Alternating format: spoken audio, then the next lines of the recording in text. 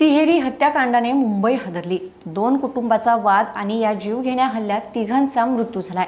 धारदार शस्त्र घेऊन सुरू झालेल्या या हल्ल्यामध्ये 3 जणांचा मृत्यू झालाय तर 4 जण गंभीर जखमी झालेत। या भयंकर घटनेने मुंबई शहर हादरून गेले। मुंबईमधून तिहेरी हत्याकांडाची भयंकर घटना समोर आली। मुंबईच्या दहिसर पश्चिम भागातील MHB पोलीस ठाण्याच्या हद्दीत 2 कुटुंबांमध्ये जुन्या वादातून तुफान हाणामारी झाली।